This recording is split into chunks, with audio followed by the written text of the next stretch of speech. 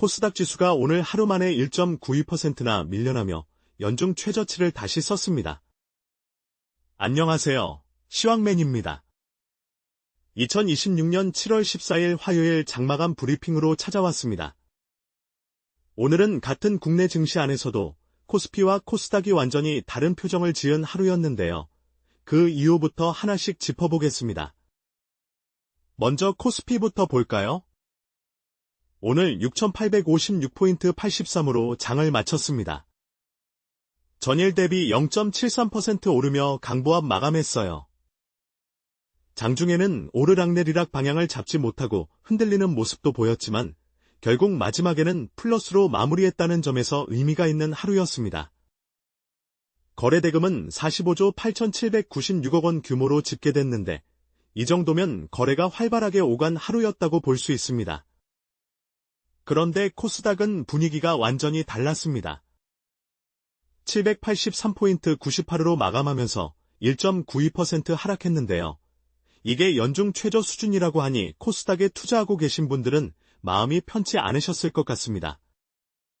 거래대금은 6조 5,271억 원으로 코스피에 비하면 상대적으로 가벼운 편이었고요. 거래대금 자체가 줄었다는 건 그만큼 매수 심리도 위축됐다는 신호로 볼 수 있습니다. 같은 날인데 대형주 중심의 코스피는 웃고 중소형주가 많은 코스닥은 울었다.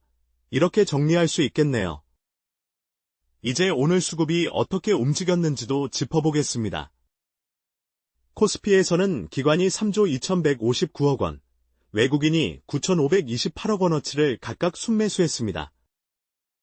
두 주체가 합쳐서 4조 원 넘게 사들인 겁니다. 반대로 개인은 4조 1,428억 원어치를 순매도하면서 차익 실현에 나선 모습인데요. 결국 개인이 던진 물량을 기관과 외국인이 고스란히 받아준 덕분에 코스피가 플러스로 버틸 수 있었던 하루라고 보시면 됩니다. 코스닥 쪽은 조금 결이 다릅니다. 기관이 1,587억 원, 개인도 729억 원 순매수로 소폭 사들이긴 했지만 외국인이 2,472억 원어치를 순매도하면서 지수를 눌렀습니다. 규모 자체는 크지 않아도 외국인 매도 하나가 코스닥 전체 분위기를 가라앉힌 하루였다고 볼 수 있겠네요. 이제 오늘의 특징주들 하나씩 만나보겠습니다. 가장 먼저 놀라운 소식부터 전해드릴게요.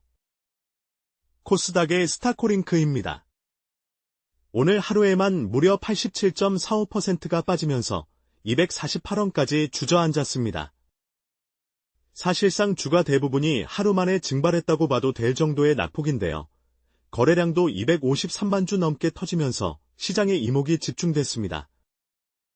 이 정도의 급락은 자주 나오는 그림이 아니니만큼 관련 소식은 계속 확인해 보시는 게 좋겠습니다. 코스피 쪽에서도 만만치 않은 종목이 있었습니다. 스켓엔드인데요. 오늘 28.96% 급락하며 7,850원의 거래를 마쳤습니다. 거의 하한가에 가까운 낙폭입니다.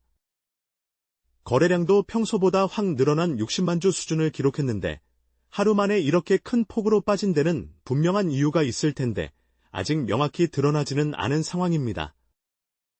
반대로 반가운 소식도 있습니다.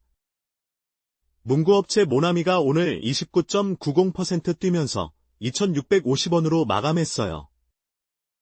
상한가에 가까운 급등입니다. 그런데 모나미만 그런 게 아니었습니다. NX가 29.96%, 비비안이 29.89%, 현대약품이 29.84%까지 오르면서 코스피 시장에서만 4종목이 나란히 상한가 수준까지 치솟았습니다. 코스닥에서도 캠시스가 29.93%, 한탑이 29.98%, CS가 29.73%씩 오르며 비슷한 흐름을 보였고요. 이렇게 여러 종목이 같은 날 동시에 급등할 때는 개별 이슈일 수도 있고 테마성 수급이 몰린 걸 수도 있으니 배경을 한 번씩 확인해 보시는 걸 추천드립니다. 거래량 기준으로도 눈에 띄는 종목이 있었습니다. 대원전선이 17.84% 오르며 12,750원에 마감했는데 거래량이 무려 3,338만 주를 넘었습니다. 오늘 코스피 전체를 통틀어 손에 꼽힐 정도로 뜨거웠던 종목이에요.